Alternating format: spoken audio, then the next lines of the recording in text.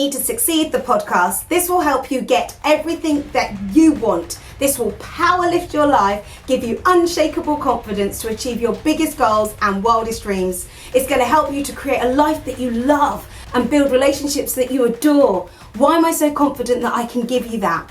This is my job. I'm a mindset and confidence coach. This is what I do for a living. I've never given these life hacks away on a podcast for free before, but that's about to change right now. So put your seatbelts on and buckle up and get ready to enjoy the ride of your lifetime. People call me the mother of motivation, the confidence queen, the person that you go to for positivity.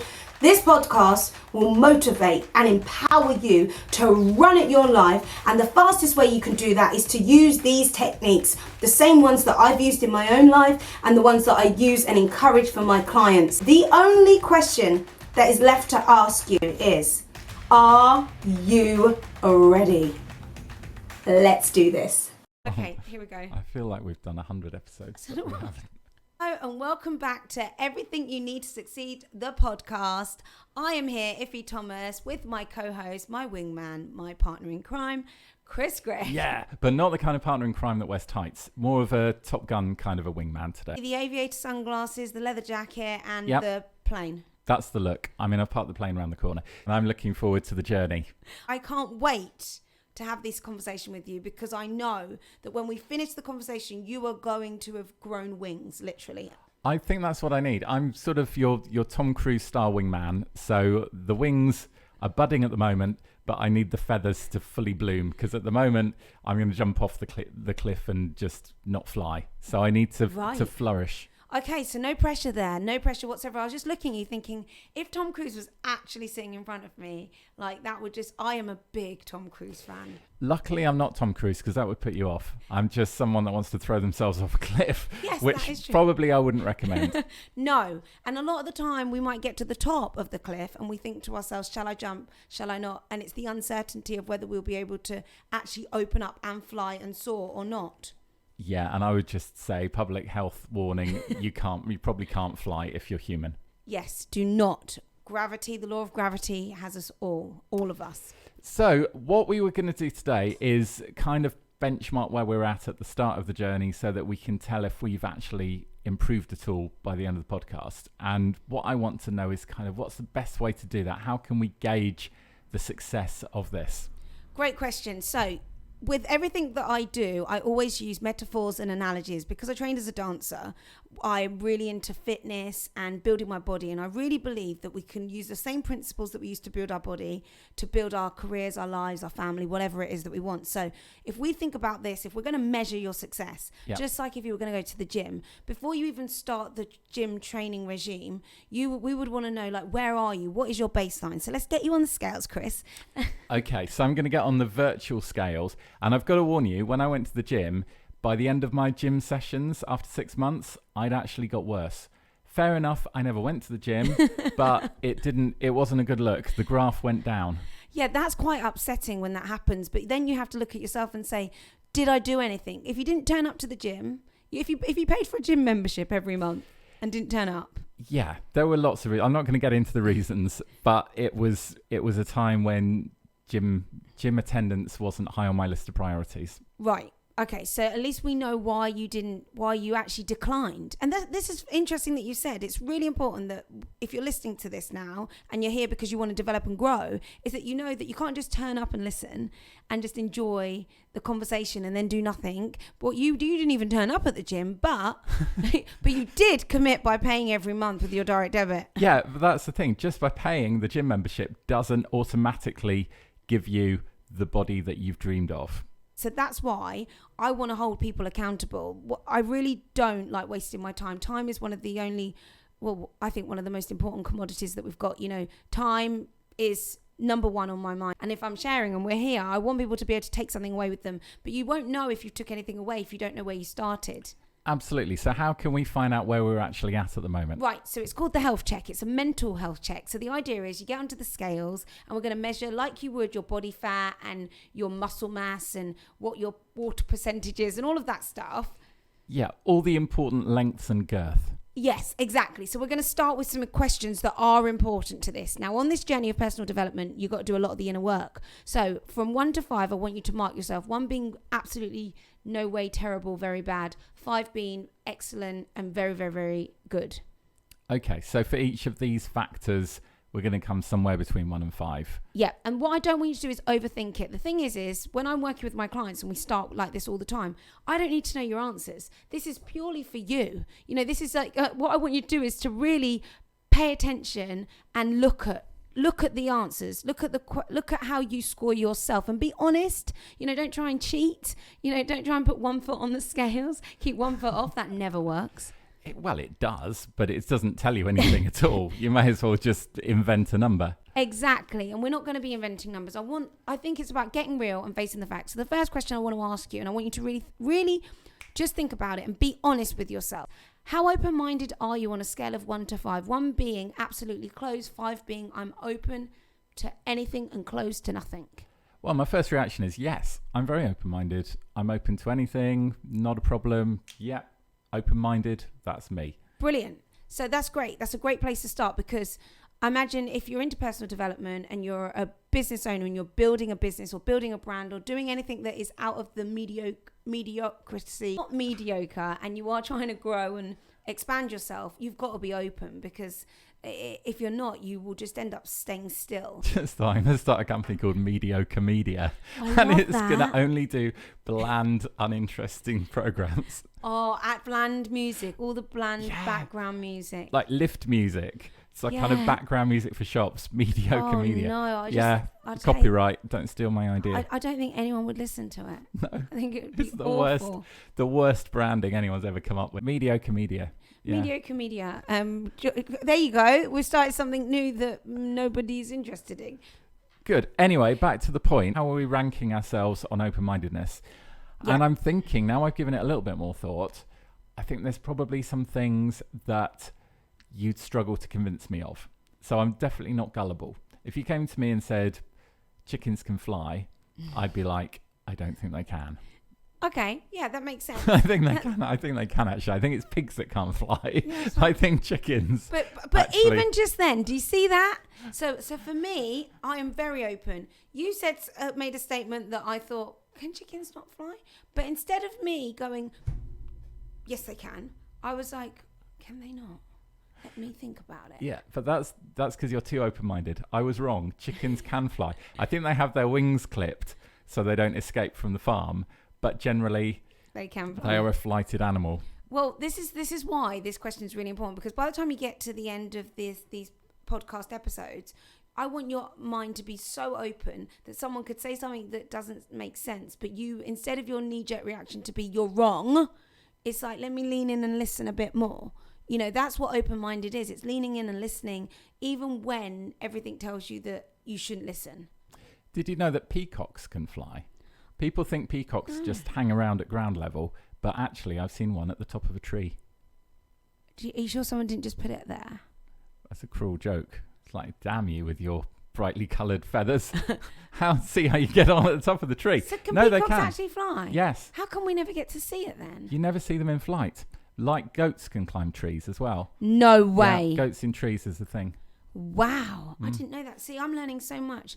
And that's because you're open-minded. Exactly. Is it actually true that goats can climb trees? Okay, see, that's what I mean. I have no idea. So I'd rather just believe that what you're saying is true than, because this is the thing about being open-minded. When you're open-minded, people like you. People enjoy spending time with you. But if I was just like, no, Chris, no, Chris, no, Chris, no, Chris. Yeah, I think we wouldn't get on very well. Everything I say to you, you are just closing yourself off. So open-mindedness is a positive thing. But it's very difficult to be truly open-minded. Yes, and I think it is, and it comes with time. And if you have to ask yourself, being open-minded, is it going to help me get further in life, or is it going to hurt me? And a lot of people have the fear of being taken the mickey out of, or being made to look silly, or to be made to feel gullible. Well, that's not something that I have in me, because I never got the joke. I never get jokes. I never really got anything like that. So I've always been trying to catch up anyway. So I'm used to feeling like I don't know what's going on. So I'd rather just be open to see. And see it as a positive. Yeah, which it can absolutely. be. Being open-minded can be a positive. So what's our second gauge? Right. So our second gauge is, how well do you deal with criticism? Okay, I've got to be completely honest with you. I'm not big on criticism. I hate getting told that I'm wrong about something. And it's something that I know I need to work on. I need to be a bit more receptive to negative feedback. And I'm not dismissive to people when they criticize me, because I'll be like, okay, thanks for feedback, take that on board, smile and walk away. But inside, Burning. I want to actually kill them.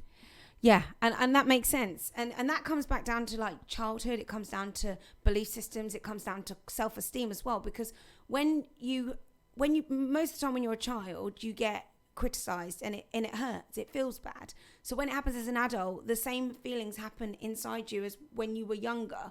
It makes you feel powerless. So depending on how you were criticized, whether it's in terms of looking for the future, and it's not criticizing you, the person, but the behavior, and that can help people move through it. But also, some people can't criticize in a constructive way, that it's actually a mean way.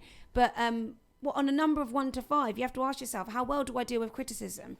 Yeah, so I'm going to give that a 1. But Okay. I think actually when it's constructive criticism, it's okay. But a lot of criticism that you get from people, they're not giving it in a good way. They're doing it because they're annoyed and they're just angry at you, and it's very personal. And that's not nice to hear. Exactly. And I think as we go through each episode, it's going to be, how do you respond? It's your responsibility on how you respond. We can't control how other people speak to us. But when we look at how do we deal with criticism, I want us to be by like a number 4 or number 5 by the time that we end. Okay, that would be really good. So what's our third gauge of success? Right. How flexible are you at adapting to change? Okay. Now, it's another one of these tricky ones where it depends on the kind of change. And a lot of people, I think, are in their comfort zone and they don't want to rock the boat, and they're thinking, if it ain't broke, don't fix it. I kind of like the way things are at the moment, and maybe they're not going to rush to switch things up when they don't see a real need to do that.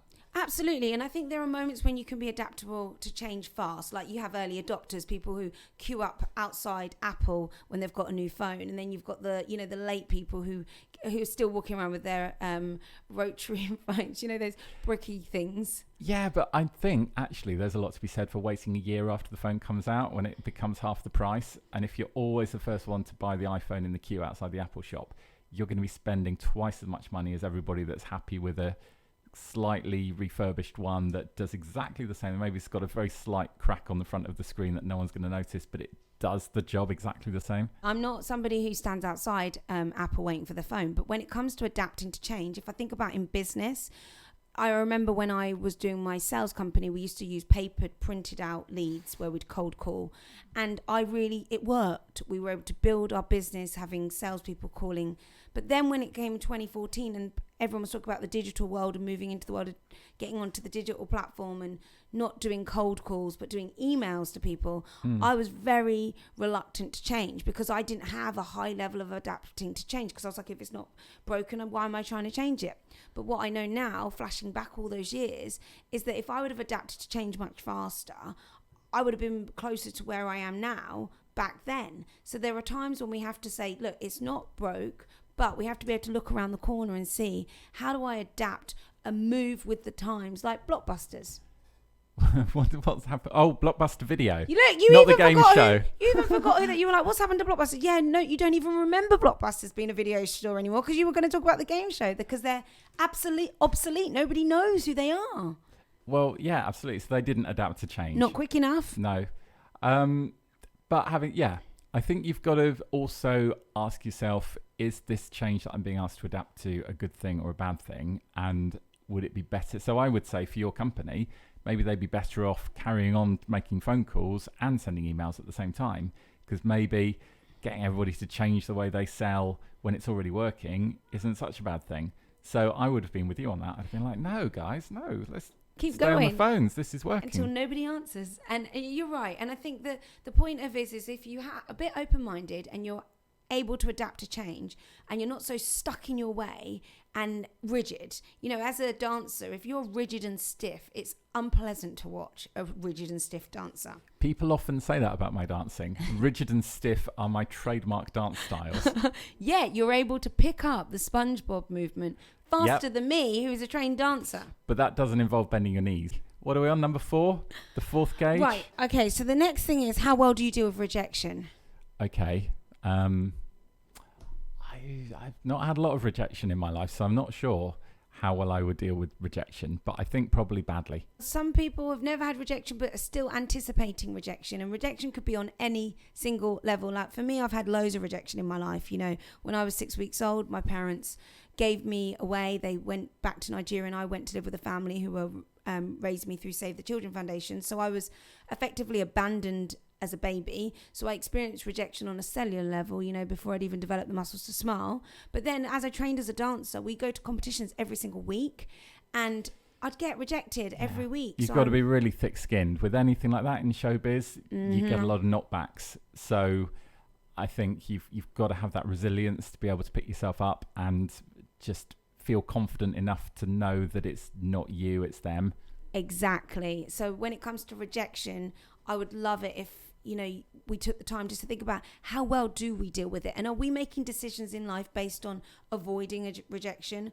Because I think a lot of people don't push themselves to the next level because they're trying to minimize the uncomfortable numbing pain that you get when you are rejected. Like, it still hurts. Yeah, it's the same with failure, isn't it? It's like fear of failure, that you don't try to do things because you're worried that you won't succeed. It's the same that you're worried if you apply for this job, you might not get it, or you might not get this grant that you've applied for, or this whatever it is that's important in your business life or in your personal life. And also, like with relationships, if you're asking somebody out or asking them to marry you, that's a big leap, isn't it? Like, you can quite easily turn around and go, actually, no. Nope, not interested. And I think this is why I ask these questions, because if we can get these up to 5s, or 4s and 5s, you will see it's like the law of incremental improvement. What happens is, the better you get in each area of these measures that I'm asking, the better you become as a human being. So if you can become more open-minded, be more adaptable, be more flexible, be more willing to take rejection on, then you are more likely to step out of your comfort zone and leap forward and literally try to soar. But you'd obviously have, we know that you can't fly. We like, just if anyone's listening, we're not telling you to jump off a cliff, okay? It's a metaphor. A metaphor. But the point is that song by Little Mix, these wings are meant to fly.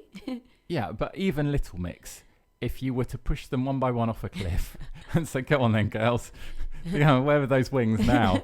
They probably wouldn't be there. But the point is, you'd be in prison. Yeah, that's a whole nother level of like criminal activities. So that wasn't a threat. I've got nothing against Little Mix. Don't come and arrest me. Don't put me on any sort of register. No, please don't do that to him. But my point is that at the beginning of this, I want to know that when we get to episode 12, I want you calling in. I want you jumping around the studio going, I am a changed man. I am a changed man because I have high levels of resilience around rejection.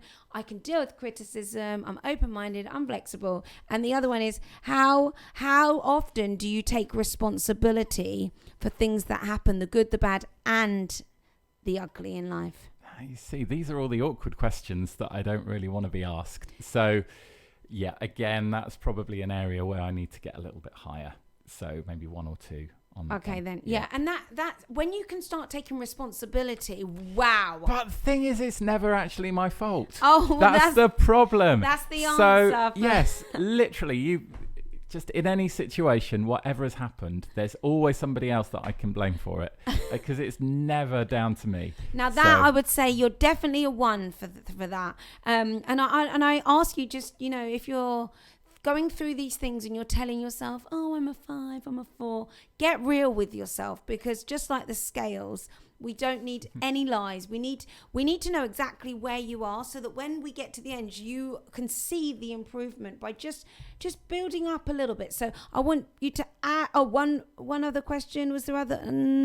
I think we didn't do the one about self-esteem. Yeah. How much do you like yourself? Yeah, so again, that's a 5 for me, but don't even need to discuss. Okay, so we can just move on. But ultimately, how much do you like yourself? Because I know that growing up in my era, and it's not really drilled into you to say I like myself. In fact, the British way is we're very humble in the fact that we put ourselves down, we laugh at ourselves, we prod at ourselves more than we praise ourselves. So this question is one of those questions that you kind of might need to close your bedroom door and just sit with yourself for a minute and just say, how much do I actually like who I am? Because I know for me, when I first started this journey, I didn't like myself very much. In fact, I was fearful that people would get to know that who I am, which I believe was not a very kind, nice person. So sometimes we tell ourselves these bad things about ourselves. I used to put myself down all the time. I got to the point where I hated myself so much I'd slap myself in the face, thinking that it would make me, get better. And I'd just tell myself off constantly in the hope that by criticizing and berating myself would make me be better. I had no idea that I was self-destructing internally. So how much you like yourself, meaning how much you actually like who you are. And I think a lot of people might feel like they like themselves a lot, but when they actually drill down to it and ask those difficult questions, maybe they don't actually. Exactly. And I think that a lot of the time we might pretend, but deep down when we're on our own, there could be loads of things that we dislike about ourselves. And if we don't face what those things are, then we can't improve. So this part is quite a serious part, that we're working through. So the last one is how well, which you mentioned, is how well do you deal with failure? When you actually fail, you enter the competition, you go for one of those boxing things, loads of people are training to go in those rings, and then you get punched in the face and all your friends and family see you get knocked out. Yeah, well, that's the thing. If you never try, you never succeed and you never fail, but you never get anywhere. So you've got to take those chances. And I think you've got to see it as a learning exercise, haven't you? You've got to, every time you fail, you've just failed that time, and maybe next time you won't. But it's not, I never see a failure as the final answer.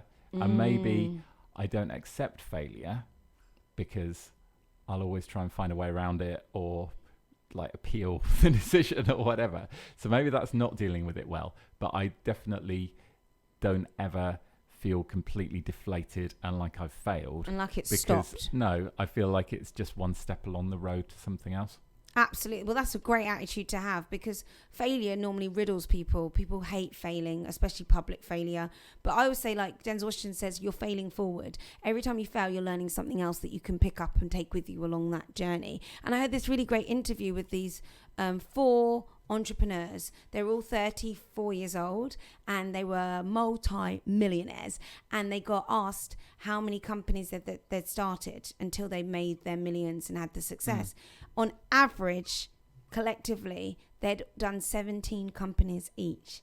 So they'd failed 17 companies on average. That is a lot more than I thought. I thought it was like 3 or 4. No, 17. Wow. So that in itself says that how many companies have you started? Me? Oh, I've started quite a lot. Are you up to 17 yet? No, not 17. I think maybe half a dozen. You're nearly there. Not all of them have failed though. Yeah, but yeah, I know what you mean. Like, no, I've probably done about 7 or 8 things that I've started and not worked, or started and had to stop, or and I think that's part of it. If, like you said, failure is never final. It's just about asking yourself a question: how well do I do with failure? Because if you're at number 1, we're going to move you past that, because you cannot grow or develop if you are not willing to fail, look silly, fall in the mud. It's all part of it. So there we go. That's the health check. Fantastic. So now at this point in the podcast, you should have a row of numbers, and you can look at those and maybe revisit some of your answers, because maybe you're feeling a little bit more honest now than you were at the start of this, and just kind of, maybe that's more of a 3 than a 4, or let's make that a 2. And then, put that somewhere safe, and we'll see how you feel at the end of all of the podcasts. Yeah, absolutely. And what you want to do is you want to get your score. You want to add up your score, because by the end of the podcast, I want you to be between 28 and 35. Most people that work with me are at 17 to 21. So it's out of 35. Yeah, it's out of 35. It's just working. Did you see me on my fingers there? Yeah, I did. I was like, what's he doing, counting his fingers? So I don't expect anyone to be at 35, but I do expect you to have a growth, and that's for you. You know, you're the only one listening, and you're the one in your, wherever you are with your notes. You have to be honest with yourself. Don't play games with yourself. No, that's a whole different podcast. So, so you get a score out of 35, and then it's probably a thing that will go on throughout your whole life, isn't it? That you're not going to become perfect at the end of this, but it will give you techniques that you can continue to improve and continue to kind of build up. And there might be maybe one or two that are a lot harder than others on these aspects for you to become a 5. Absolutely. And I think it's a work in progress. As long as we know that when you do anything, if you go to the gym and you decide that you want to get really muscular, and you have no muscles, you're laughing because you're like going to the gym, you're trying to visualize what that even looks like. I can't even understand what that is. But. Like, go to the gym. Well, if you were to decide to like become a bodybuilder, you wouldn't go to the gym once and lift up some really heavy weights and then go outside and then like try and like kiss your biceps. Your biceps. Yeah. I'm so big. Look at these guns. Yeah, you're not going to be, because it's a process. It's like building a muscle is about repetition. It's about tearing it and feeling a bit uncomfortable so it can grow bigger. And then that's what we're going to be doing on this podcast episode. Every single episode is going to be tearing away little bits of muscle fiber, but then it's going to fuse together and grow bigger and bigger and bigger. So what you're saying is it's going to be difficult, but it's going to be worth it at the end. Yeah. You might have to have some difficult conversations with yourself, but you'll be more resilient by the end of it. Absolutely. This isn't a walk in the park kind of podcast. This is everything you need to succeed. The title itself is like everything you need to succeed. It's going to be serious. But you can listen to it while you walk in the park if you want to. Yes, you can. But make sure that you take notes somehow, otherwise you're just listening. You're just being an active listener who takes no action.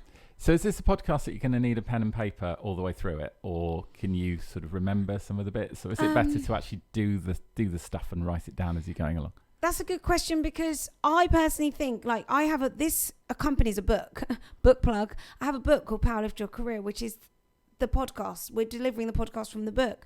Now, when people have my book, sometimes they say, "Oh, I've got your book," and it looks so neat. I'm saying, I want to see it looking messy. The pages should be falling out. There should be like tomato ketchup on it, and it needs to be messy because you're writing in it. It's not a beautiful book for your bookshelf. It's a manual to work on.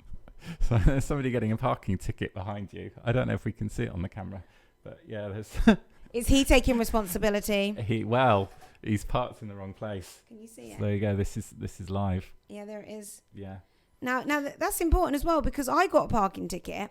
Whenever I drop my children off, I park somewhere where I don't actually. I think he's got away with it. Did he? Yeah. Negotiating. There we go. These are all useful skills, and he's going to drive off now very quickly. We need to get him in and ask him, how did he manage to negotiate? But it worked for him. It did work for him. I bet he was polite. I bet he dealt with the criticism well. I bet he took responsibility. I bet he communicated really well. And I bet he really likes himself. I bet he does. And at the end of the day, these are skills that can avoid you having a fixed penalty notice. Absolutely. But also what I would say is, when you have these skills, when I drop my son off at school, I always just park anywhere safely.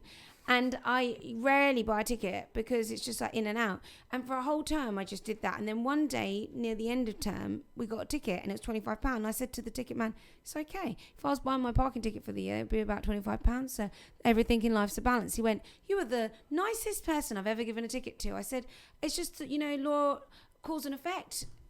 Do you know, I got a speeding ticket at Christmas and I couldn't find an envelope to send the bit of paper back where you say who was driving. And the only envelope I could find was from a Christmas card. So I left the Christmas card in the envelope and I wrote in the Christmas card to all the people at the road section of the police, thanks for keeping us safe, happy Christmas, and a little kiss. And then I never heard anything again. So they must have let me off it. Really? Well, what are we on now? So I think by this time of the year, hopefully they'd have got back to me by now, because it was December. So there you go. Sometimes being nice works. Oh, yeah, it does. And I bet you just felt you took responsibility. You knew you had a speeding ticket. You took responsibility. And you also seized the moment by saying, actually, let me send him a nice Christmas card. Yeah, I mean, I was tempted to write something really nasty in the Christmas card, but I thought, no, let's just be nice. It's Christmas. Something stopped you. And yeah, let's be nice. It's Christmas. Oh, I can't wait until we can have our Christmas conversation. Oh, I love Christmas. I really, really love Christmas. But anyway, let's continue. So we've just finished, actually. So the point of this episode really is for you to just take some time to stand on the scales and look to see where you are, so that you know how far you've come by the end of it. And I think maybe spend a bit of time thinking about it. So when we finish talking, just have a quiet moment and write your numbers down and have a bit of self-reflection. Absolutely, definitely. And you don't have to share them with anybody, just yourself. Do you think it's good, actually, if you've got a loved one that cares enough to take an interest in this, or maybe you're listening to the podcast together, to ask each other what you think? Because I think if you asked my wife, she'd have a very strong opinion of what my numbers would be on this. Very good question. And I do think it's important that you include people, but I think for this exercise, you got to do the work. This is an inner work for you. Yeah. Other people might say, well, you said that you deal with criticism really well, but you do not. How dare you? And then you respond to support the fact that you do not. That's the thing, though. You can't argue with somebody that says you don't take criticism well. How are you meant to defend yourself? Exactly. So it's better if you just ask yourself, do I want to improve? Now, I wouldn't say that I'm a 5 for all of these things, because the bar keeps changing. Do you know what I mean? It's like a 5 isn't really a 5 until you say it's a 5, and you're probably never going to say it's a 5, because we're growing every day. We're learning. You know, I would say that I really like myself, but maybe when I'm stretched and I do something horrendous, you know, I really like myself. I love myself. I've done the work. But say, for instance, I did something which was thoughtless and it really upset somebody. You know, I don't know how well I would be able to still embrace that feeling. But that's more about being considerate, though, isn't it? And it's about being capable. You might love yourself a 5, but you're still capable of accepting when you've done something wrong. Exactly. And accepting that you're not perfect. I think that's important as well. Yeah, you're right. Yeah, actually, you're right. Because the more you love yourself, the more you like other people, the more you believe in yourself, the more you're kinder to yourself. So that when you do make those mistakes, instead of saying, oh, you're so stupid, you say, do you know what? I made a mistake. Yeah, I'll learn from it. That's the thing. I'm quite capable of saying, yeah, I've messed up, done something wrong. Doesn't make me feel like I'm not a great person, but I'm somebody that is human, and sometimes, because it's usually somebody else's fault, things go wrong. Oh, on the rare occasions when it's not your fault. But it's never my fault. When it is your fault, on the rare occasions, you will take ownership for it. When that happens, I'll let you know. I can't wait for you to share that with us, Chris. I really can't. Well, no, but this is the area that I need to work on, taking responsibility for things that are actually my fault. Yeah, and you know what? That brings me to with the responsibility. Me and Terence have had this conversation. We got into a heated argument over it. And it's the word apologise versus the word I'm sorry. You know, and I said to him, you always say you apologise, and I don't feel like it's honest. Yeah. Well, no, he hasn't actually apologised. He just says, I apologise. Well, okay, go on then. Yeah. Yeah, when's that going to happen? Exactly. And I think when you say I apologise, it's not as powerful as when you say I'm sorry. It's about meaning it, though. It's not the words. If you are actually sorry, that's what matters. Not just saying, oh, sorry.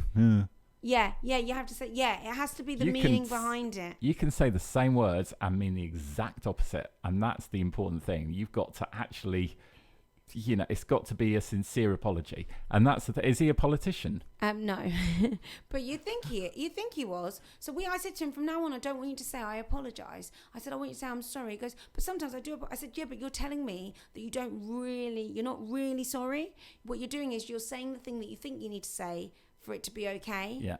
It's like when politicians go, oh, mistakes have been made, apologies have been given, and we're moving on. And yes, of course, it's regrettable. It's something that, and they never actually say sorry. Yeah, and it feels so wooden. It feels so insincere. I think that and this is what happens, when you learn how to take responsibility, you are very quick at saying I'm sorry. And when you say I'm a sincere sorry to somebody, usually the drama is over. You know, I cut somebody up and I undone my window. I said, I am so sorry. I am just so sorry. Now that, they were like, oh, I'd done everything I could. I said, I'm sorry. There's nothing left for me to do than say I'm sorry. And they were very receptive. But if I'd have gone, I apologise. Yeah, they would have been like, beep, beep. Beep, beep. Yeah. Yeah. That's the thing. You see people's true colours when they're behind the wheel of a car. You do. And there's a really good line that says circumstances do not make the man, they merely reveal the man. That's a good one. Or woman. Or woman, yeah. Or person. Or person, yes. Yes. Or animal that's driving the car. The monster behind the wheel. So what are we going to be talking about in the next podcast? Oh, I'm really excited because we're going to get started now, because the reason we had to do that is because really there's no point turning up at the gym and not knowing, how fat you are. Well, you've got to bring your PE kit, haven't you? You gotta can't turn bring up it. at the gym in jeans and your posh going out shoes. Yeah, don't turn up with some Louboutins and some, stunning stilettos with full makeup on and then walk on a treadmill. You've got to be able to stand on the scales, look at the numbers, even if you don't want to see them, and then say, do you know what? I'm going to push that needle. I'm going to close that gap. Yeah, so we've done that. We're ready. We've got our gym kit on. We've got our locker key. We know where the gym is. The next step is to actually go. Walk into the Mind Workout Gym. Oh, are you ready? I need a little bit of time to prepare myself a little bit more. I'm almost ready. Well, you'll be just in time for our next episode then, where we're going to be talking about clarity. Why are you even going to the gym? I don't know. I have no clarity on that. Right, well, that's what we're going to be talking about, the clarity in your life. If there's no point putting on the nice gym wear, putting on the nice tracksuit, getting yourself ready, telling everybody that you're going to the gym. You walk into the gym and then you go, I'm not sure why I'm here. You know what they say, clarity, they help them see in the dark.